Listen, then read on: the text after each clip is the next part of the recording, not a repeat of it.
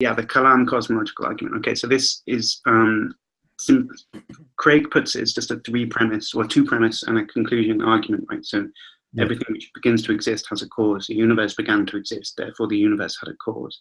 And strictly speaking, that's the Kalam cosmological argument. So on its own, it's not actually an argument for God. It's an argument for the being a first cause to the universe, right? Right. And it's only when it's appended with another bunch of steps where once you've established that there must be a cause, say that you do, then you go on to say more things about it, like where it has to be, not material and blah, blah, blah. And that's supposed to get you to this, like, it has to be a spiritual kind of being or something, which is the first cause.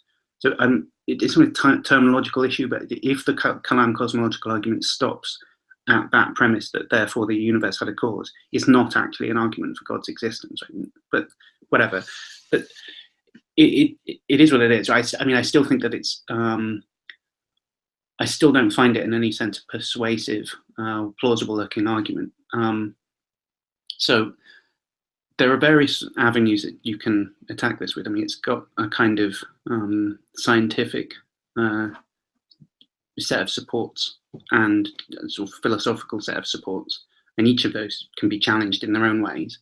I'm not a scientist or physicist in any sense, so I'll leave the undermining of the science to people who are better at explaining it than I am.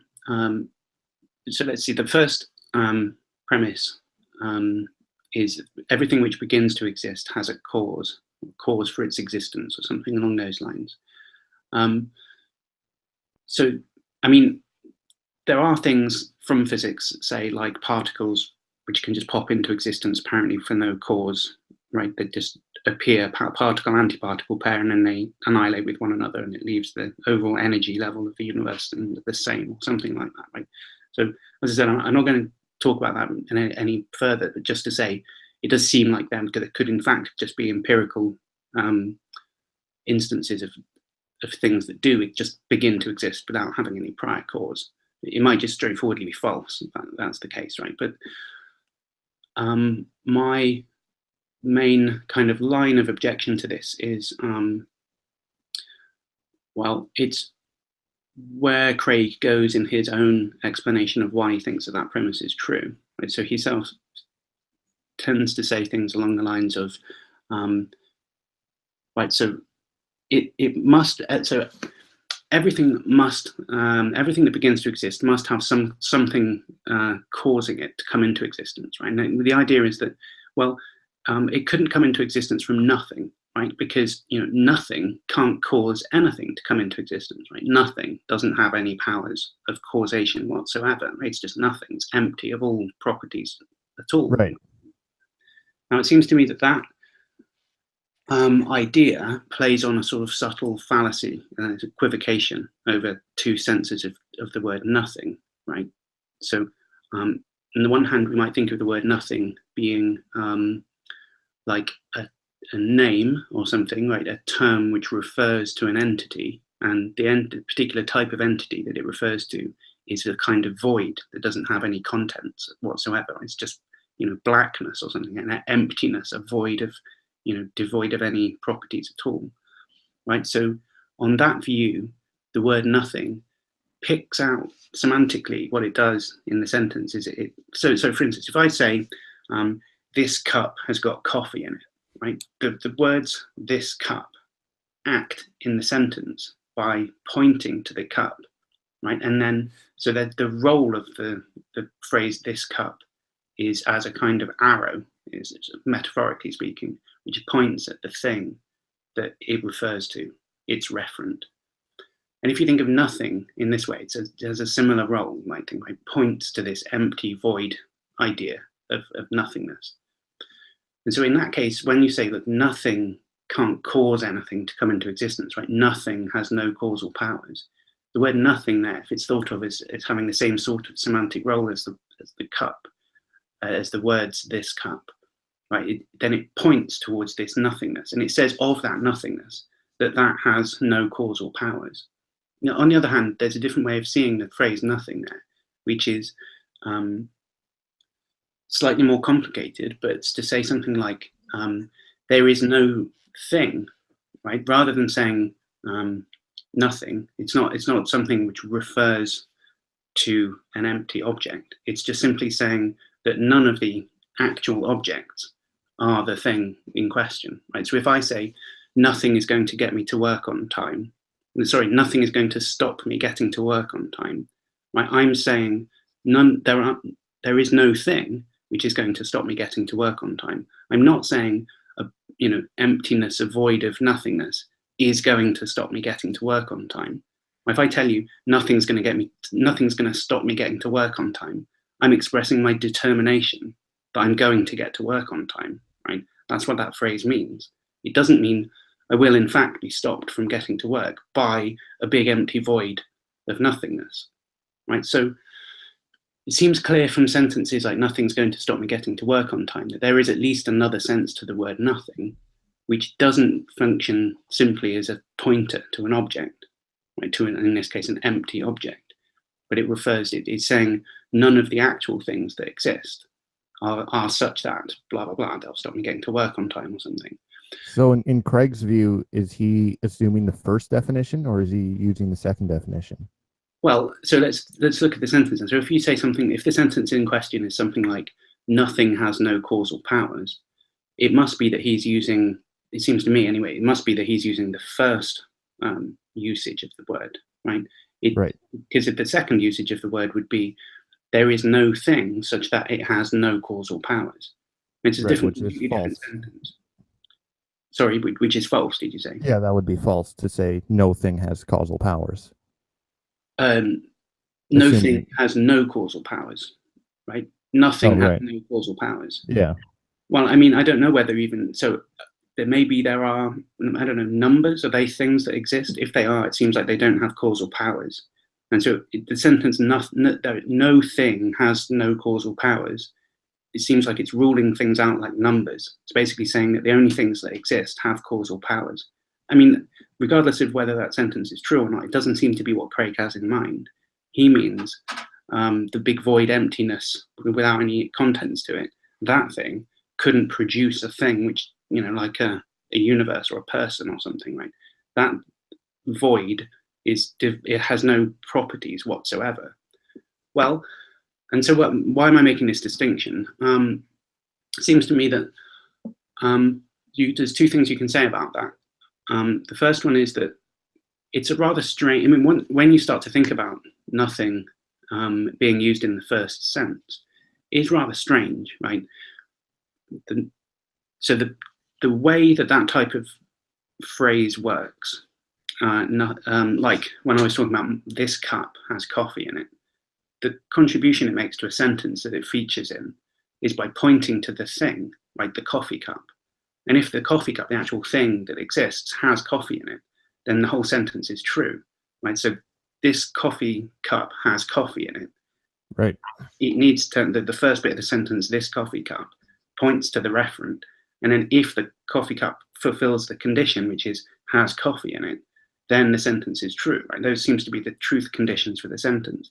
But when we're talking about the word nothingness or the word nothing being a semantic vehicle in the same way, well, it points to a thing which is kind of doesn't exist, right? By definition, nothingness isn't anything which exists, right? There's nothing there at all.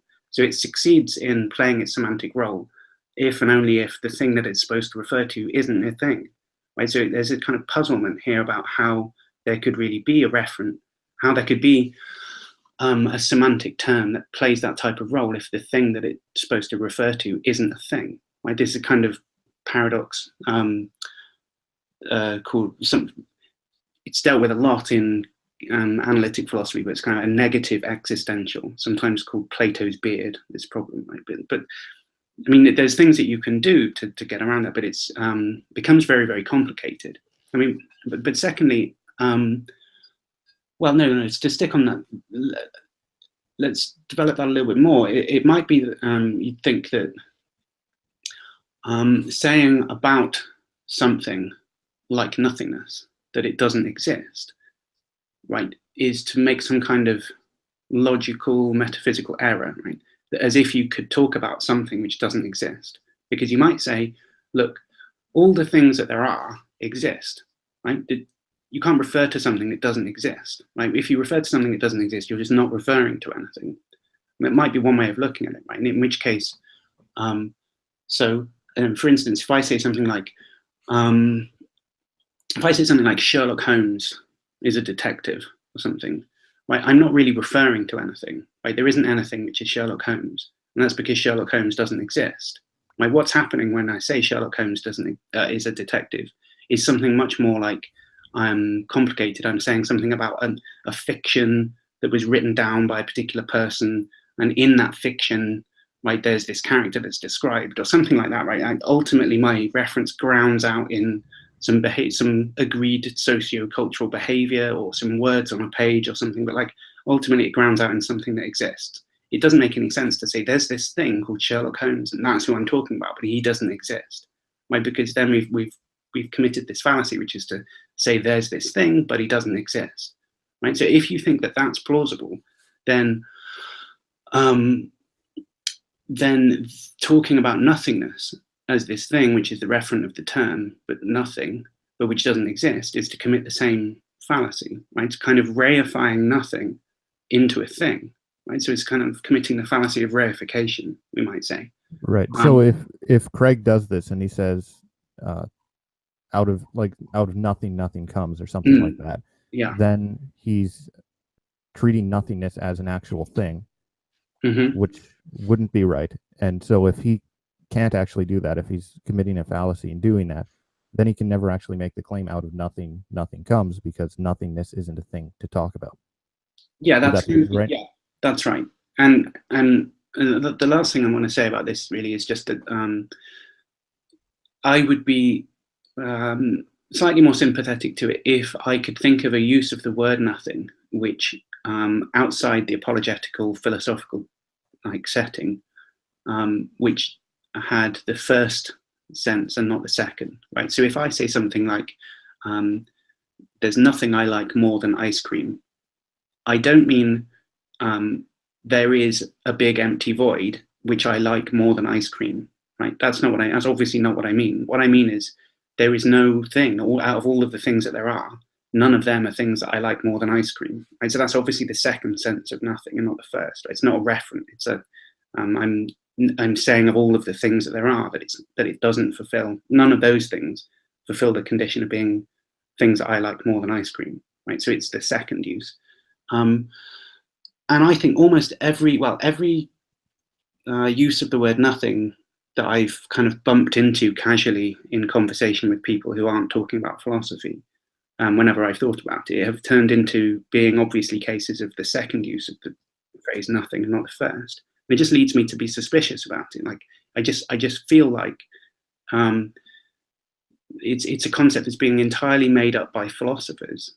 And it seems to, there's no real, if this concept doesn't have any scientific grounding, and it's not even something that we talk about in everyday life, if we're just making it up for the purposes of doing philosophy, I'm kind of suspicious about that. I mean, it just seems to me that I can't place any real weight on it. Right? I certainly wouldn't place the conclusion of an argument that's supposed to make me change my life and accept there being a God or something, when there's this concept in there which, like, I'm extremely suspicious of it really being legitimate at all. It seems to me I could say everything I need to without ever talking about this big empty void of nothingness.